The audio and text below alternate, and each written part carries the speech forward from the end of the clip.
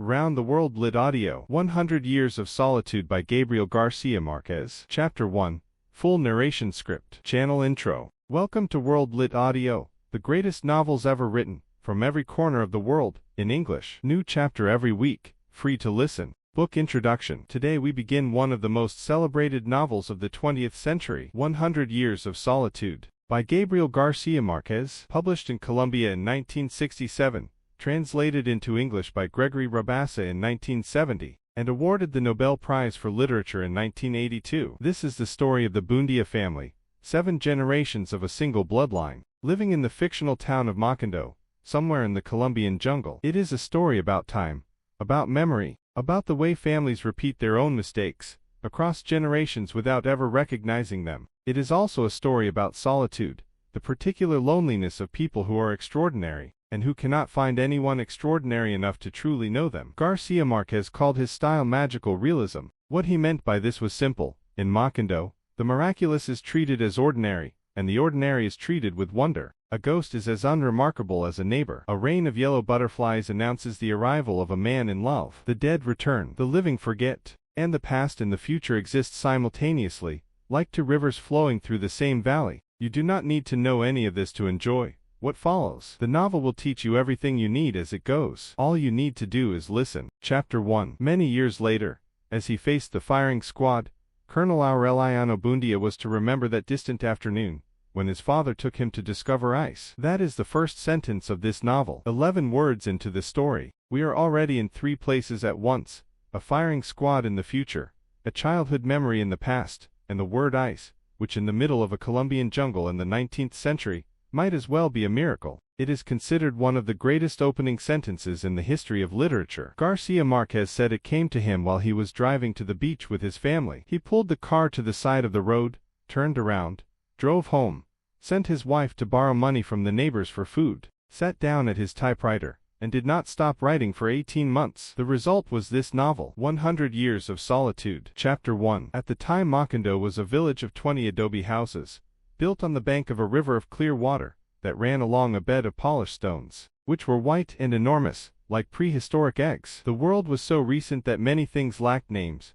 and in order to indicate them it was necessary to point. Every year in the month of March, a family of ragged gypsies would set up their tents near the village, and with a great uproar of pipes and kettledrums they would display new inventions. First they brought the magnet, a heavy gypsy with an untamed beard and sparrow hands, who introduced himself as Melquiades, put on a bold public demonstration of what he himself called the 8th wonder of the learned alchemists of Macedonia. He went from house to house dragging 2 metal ingots, and everybody was amazed to see pots, pans, tongs, and braziers tumble down from their places, and beams creak from the desperation of nails and screws trying to emerge, and even objects that had been lost for a long time appeared from where they had been searched for most, and went dragging along in turbulent confusion behind Melquiades' magical irons. Things have a life of their own, the gypsy proclaimed with a harsh accent. It's simply a matter of waking up their souls. José Arcadio Buendía, whose unbridled imagination always went beyond the genius of nature and even beyond miracles and magic, thought that it was possible to make use of that invention to extract gold from the bowels of the earth.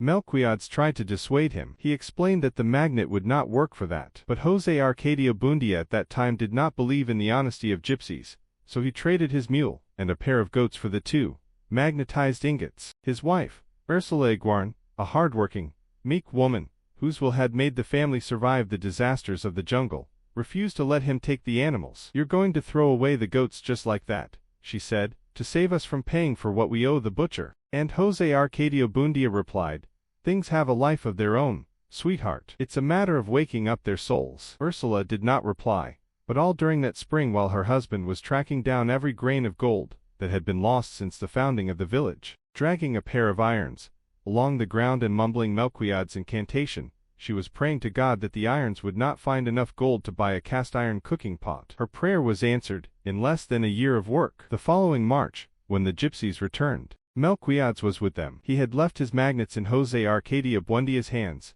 and now he brought a telescope and a magnifying glass, the size of a drum, which he exhibited as the latest discovery of the Jews of Amsterdam. He placed the telescope at the entrance to the tent, and a gypsy woman carried a child to have the tent peered through. The child let out a shriek of terror. Everybody in the village came to see the wonder. With both hands, Melquiades picked up the telescope and examined the back of José Arcadio Buendia's hand. The skin on it, magnified and detailed, looked like a landscape of mountains seen from a great height. "You don't need to go out of your house to see the wonders of the world," Melquiades proclaimed. "God is everywhere." José Arcadio Buendia paid no attention to him. He was absorbed in calculating the possibilities of a solar war. He wanted to develop a solar weapon, something that could concentrate the rays of the sun into such a powerful beam that the enemies of Macondo would be burned to ashes before they could even raise their arms. Melquiades tried to dissuade him. The idea of using it as a weapon, Melquiades said, was impossible. To set a man on fire at that distance would require a glass as large as a house. José Arcadio Buendia accepted this correction,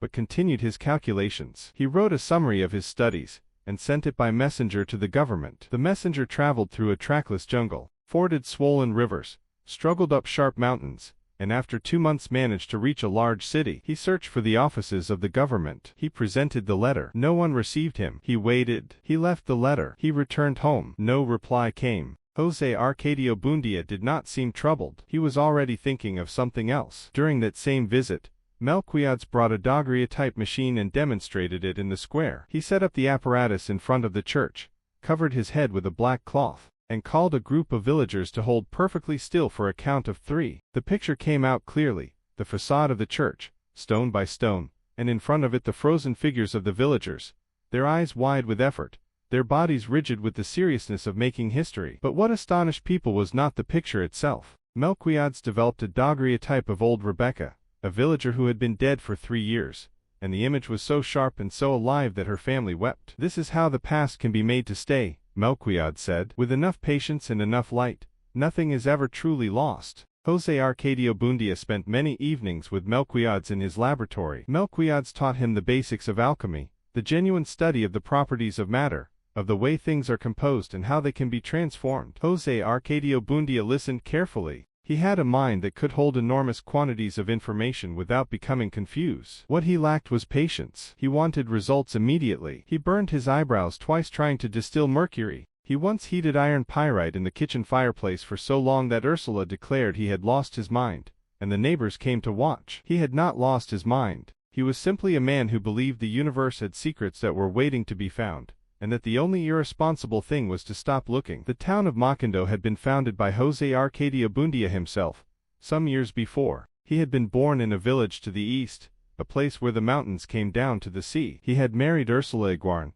his cousin, against the warnings of both their families, who feared the consequences of such close blood. The warning would echo through every generation of the Buendia family that followed. But at the time of the marriage, José Arcadio Buendia and Ursula were young, and stubborn and in love, and they did not listen. They had not been married long before José Arcadio Buendia killed a man. The man's name was Prudencio Aguilar. He had insulted José Arcadio Buendia at a cockfight, questioned his manhood, his courage, the legitimacy of his marriage. José Arcadio Buendia waited until the crowd dispersed. Then he found Prudencio Aguilar alone, and drove a spear through his throat. He did not feel guilt immediately. He felt satisfaction, the way a man feels when he has defended his honor in the only way that honor allows. The guilt came later. Prudencio Aguilar began to appear, not as a vision, not as a dream, as a presence, in the house, in the mornings, standing beside the water jars, his wound open and weeping, looking at José Arcadio Buendia with an expression not of accusation but of loneliness, of simple, terrible loneliness. The dead, it seemed, were not angry. They were only alone, and the loneliness was worse than anger. Ursula saw him too. José Arcadio Buendia could not sleep. He could not eat. He could not remain in the house where the ghost of Prudencio Aguilar wandered looking for water to wash his wound. Finally, he made a decision. He gathered 20 families and proposed that they leave, that they cross the mountains and find a new place to settle, somewhere Prudencio Aguilar had never been, somewhere his ghost would not know to follow. The 20 families agreed. They packed what they could carry. They took animals, mules, goats, chickens. They took seeds. They took tools. They walked into the mountains with no map and no clear destination, only José Arcadio Buendia's certainty that something better existed on the other side. The journey took months. They crossed the mountains in a column that wound through narrow passes, where a single wrong step meant a fall of several hundred feet. They descended into valleys so humid that their clothes rotted on their bodies. They crossed rivers that ran so fast the mules lost their footing, and had to be pulled across by ropes. Children fell sick. An old man died and was buried on a hillside with a wooden cross. José Arcadio Buendía walked at the front of the column every day. Ursula walked beside him or behind him, carrying what she could, saying little, watching everything. She was always watching. One night José Arcadio Buendía had a dream. In the dream he was in a city made entirely of mirrors, or rather, made of ice, which gave the same effect. The city had no people in it, only reflections. Everywhere he looked he saw himself looking back, distorted slightly by the curve of the surface, multiplied into hundreds of José Arcadio Buendía stretching away to the horizon. He woke up certain that this was the place he was looking for. The next morning he led the column down a hillside toward a river. The river ran over smooth white stones. The air beside it was cool and clear. He declared this was the place. He named it Macondo. He chose the name from a dream, though he had no memory of dreaming it. It simply arrived in his mind, fully formed, the way the right name sometimes does, as though the place had been waiting for someone to call it what it already was. In those early years, Macondo was a paradise. The land was so fertile that a man had only to push a stick into the soil, and it would take root and bear fruit. The river yielded fish so large and plentiful that a morning's work could feed a family for a week. The air was so clean and so full of light that the stars at night were as precise and numerous as needles pressed into a black cloth. No one was older than 30. No one had yet died a natural death. No one was ill. The houses were built of mud and cane, each one identical, arranged in rows along the river bank. There was no church yet, no government, no law except the practical agreements of people who needed each other and knew it. It was, by every measure, a new world, clean and full of possibility, the way the world must have felt on the second morning of creation, when the first chaos had settled and the first light was still new enough to seem like a miracle. But even in paradise, José Arcadio Buendía could not rest. He organized the houses so that every one of them had equal access to the river. He arranged the streets so that no house received more sun in the morning than any other. He planted almond trees along the pathways to provide shade. He set up a workshop for himself and began his experiments. He was, at his core, a man who believed that the world was knowable, that if you looked at a thing carefully enough, for long enough, with enough intelligence and patience, it would eventually reveal itself completely. He did not believe in mystery. He believed in knowledge that had not yet been acquired. It was during this period of happiness that Melquiades returned. He arrived alone, ahead of the gypsy caravan, looking older than before. His skin had taken on a translucent quality, as though the light were beginning to pass through him rather than reflect off him. He told José Arcadio Buendía that he had died. He said this matter-of-factly, the way one might report having changed one's address. He had contracted a fever in the marshes to the east, he said, and had died, and then had been permitted to return because he could not bear the loneliness of death. There was nothing, he said, not darkness, not silence, not peace, nothing, which was something very different from any of those things, and far worse. José Arcadio Buendía accepted this without surprise. He invited Melquiades to stay. Melquiades accepted. Melquiades set up a small laboratory in José Arcadio Buendía's workshop and began writing. He wrote every evening,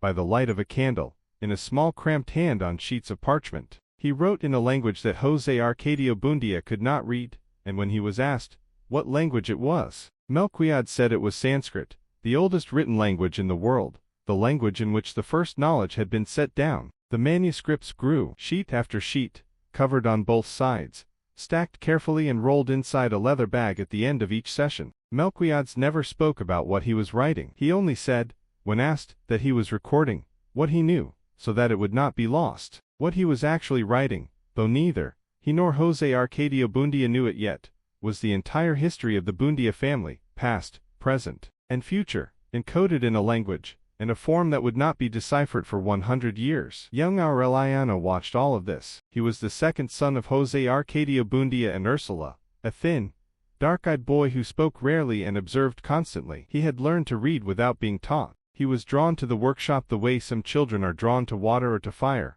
by an instinct he could not name, and did not question. He sat in the corner while his father and Melquiades worked. He watched the experiments. He listened to their conversations. He asked, occasionally, a question so precise that both men would stop and look at him as though seeing him for the first time. He did not know, sitting in that corner at 7 years old, that he would one day fight 32 civil wars, that he would father 17 sons in 17 different towns, that he would become the most feared and the most solitary man in the history of Colombia. He only knew that the workshop smelled of mercury and sulfur and something he could not name, and that he felt more at home in it than anywhere else in the world. By the end of that first year, Macondo had grown. More families arrived from the east, having heard about the village from travelers. José Arcadio Buendía welcomed all of them. He allocated land. He helped them build houses. He drew up an informal charter and posted it on the wall of his own house, where anyone could read it. There was no crime in Macondo. There was not yet enough unhappiness for crime. The first year ended.